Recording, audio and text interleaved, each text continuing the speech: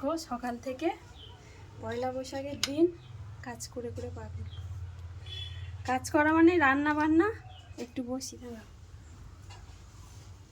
বাবা। দেখো আজকে কি কি রান্না হলো আমাদের বাড়ি।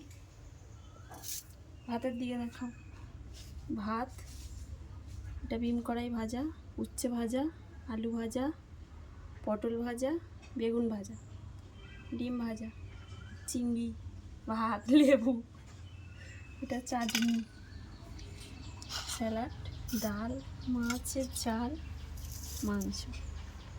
এইগুলো মেনু আজকে। তারপরে সকাল থেকে তো নিম, হলুদ এগুলো আমাদের মাখতে হয়। আমাদের কেন, সবাইকেই মাখতে হয়। তাই হাত সব হলুদ হয়ে আছে।